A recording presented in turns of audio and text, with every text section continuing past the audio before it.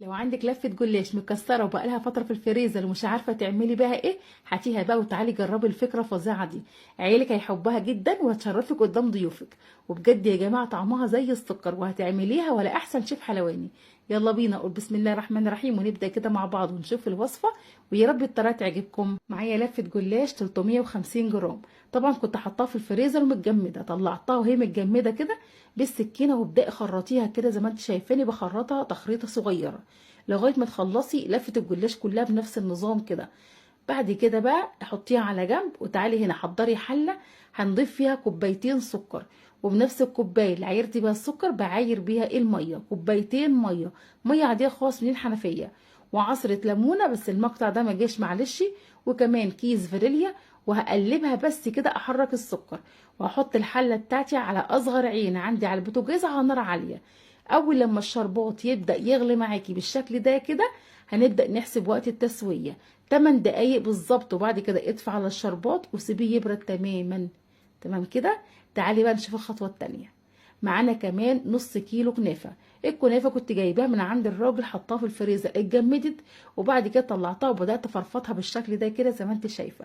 لو حابة تقللي الكنافة على كده يعني تخليها مثلا 350 جرام برضو زي الجلاش تمام. حابه تخليها 400 تمام. بس مش اكتر من نص كيلو. فرفضتها كده على طول بتفرفط معاكي بكل سهوله عشان خاطر كانت متجمده. وحطيت عليها معلقه سكر وقلبتها وسبتها برضو على جنب. جيت هنا بقى جبت طبق كبير ضفت فيه الجلاش اللي احنا فرفطناه مع بعض. وضفت عليه نص كوبايه سمنه سايحه بس ما تكونش سخنه. وابداي بقى شربي الجلاش كويس جدا كده بالسمنه.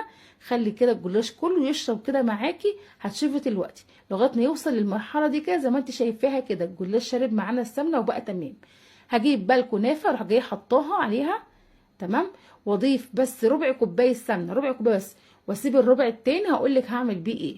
وافضل برضو اقلب كده زي ما انت شايفاني كده بقلب لغايه الكنافه برضو ما تشرب معايا كويس جدا السمنه. بقلب بقى الكنافه بالجلاش. تمام. بص الكنافه عامله ازاي شربت معايا السمنه وبقت تمام. لما توصل كده يبقى كده خلاص تمام. تعالي بقى هنا بقى نحضر الصينيه بتاعتنا. اكبر صينيه موجوده عندك في البيت.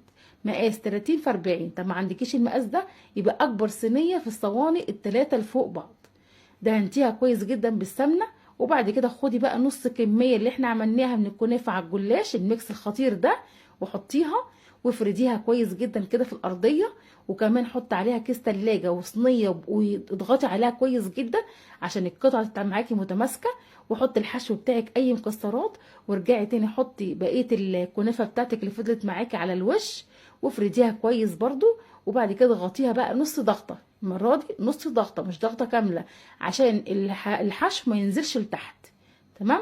خلاص كده على طول على فرن سخن درجة حرارة 170. حطيها في الرف الوسطاني. هتاخد معاكي لون من تحت ومن الجناب وكمان هتاخد معاكي لون بسيط كده من الوش. لو لقيتي الوش بتاعها لسه فاتح ومحتاج يغمق شوية عادي خالص افتحي عليها الشواية غمقي اللون بتاعها شوية. عشان طبعا الكنافة كل ما بتقعد وتشربيها الشربات كل ما لونها بعد التسوية بيفتح. فغمقي لونها شويه. وطلعيها على طول. انا طبعا حطيتها في الرف الوسطاني طلعتها باللون الجميل ده زي ما انت شايفاها وكنت مشغله الفرن من تحت بس. خدت معايا لون من تحت ومن فوق. ابداي بقى اقلبيها كده على صينيه. وعلى طول الكنافه معانا سخنه. والشربات معانا دافي. كميه الشربات كلها سقيت بيها الكنافه. وزعيها بس كويس جدا كده على صينيه الكنافه كلها. تمام. وعلى طول بقى وهي سخنه ابداي قطعيها. ما تقطعهاش لما تبرد لا وهي سخنه تبقى سهله عليكي قوي في التقطيع. بالقطاعه بالسكينه على حسب ما انت حابه قطعيها. والله يا جماعه فعلا ميكس خطير. كنافه كده بالجلاش اكنك عامله كنافه محشيه بالجلاش. بس هي طبعا مش كده ده ميكس كده احنا عاملينهم على بعض. بس حاجه كده يا جماعه في منتهى الجمال. والله هتعمليها ان شاء الله وهتعجبك جدا جدا. حابه بقى تزيني وشها كمان بمكسرات او سوداني او مش حابه خالص اللي انت تزينيها براحتك خالص. بصي بقى لون الكنافه بعد كده بيفتحي ازاي زي ما قلت لك فحاولي غمقي اللون بتاعها شويه وهي في الفرن. بصي بقى يا جماعه بقى ما شاء الله التسويه مظبوطه. سمك الكنافه مظبوط جدا. ولا هو تخين ولا رقيق. يعني حاجه كده ما شاء الله مظبوطه جدا. وشاربه الشربات وطريه وجميله جدا زي ما انت شايفاها كده. الوش بتاعها مقرمش. ومن جوه طريه وجميله جدا. ان شاء الله يا جماعه هتجربوها بنفس الطريقه دي وهتعملوها احسن مني كمان، وربنا يحسن بين ايديكم يا رب. يا رب وصفه النهارده تكون عجبتكم، ما تنسونوش باللايك وتشيروا الفيديو، وجزاكم الله كل خير وحسن استماعكم ليا، والسلام عليكم ورحمه الله وبركاته.